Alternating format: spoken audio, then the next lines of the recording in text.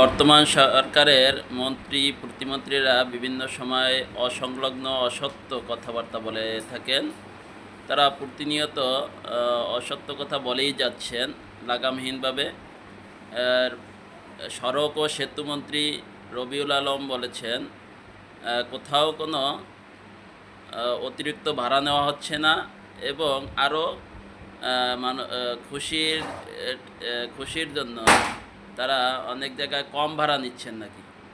কিন্তু দেখা যাচ্ছে যে প্রতিটা বাসে আপনার ভাড়া দিয়ে অনেক ক্ষেত্রে দ্বিগুণও নিচ্ছে। যেমন 600 টাকার ভাড়া 800 টাকা 1200 টাকাও নিচ্ছে।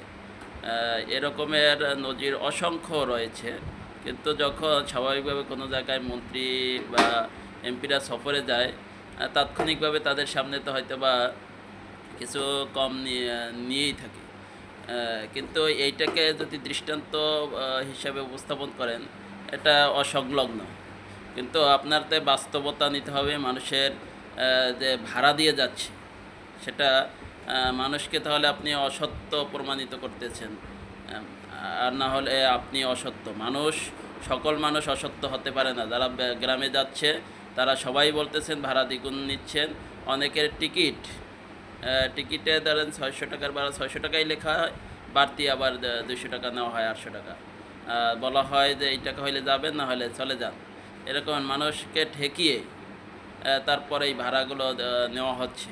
তো এটার জন্য প্রতিটা বাস স্টপে যেখানে স্ট্যান্ড রয়েছে ওখানে প্রশাসনিক লোক নিয়োগ দেওয়া উচিত।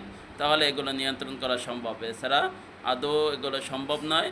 শুধু তারা এই অসত্য অসংলগ্ন বক্তব্য দিয়ে যাবেন, মানুষের কোনো উপকার আসবে না। তাই মন্ত্রীদেরকে বলবো, আপনারা এই অসত্য কথাবার্তা বলে জনগণকে আপনারা হেয় প্রতিপন্ন করবেন না। জনগণ সবাই ভাড়া দিয়ে যারা যাচ্ছে তাদের মতামত নিন। সবাই দ্বিগুণ ভাড়া দিয়ে যাচ্ছে বা বাড়তি ভাড়া দিয়ে যাচ্ছে। এই জন্য জনগণের কথার প্রতি সম্মান রেখে আপনারা প্রতিটা বাস স্ট্যান্ডে আপনাদের প্রশাসন নিয়োগ করুন, পুলিশ প্রশাসন। তাদের মাধ্যমে ভাড়া নিয়ন্ত্রণ করুন। নিয়ন্ত্রণ করতে পারলে আপনার কথা সত্য প্রমাণিত হবে। এছাড়া আপনার কথা মিথ্যা প্রমাণিত হবে এবং জাতি আপনাদেরকে বয়কট করবে। ধন্যবাদ সবাইকে।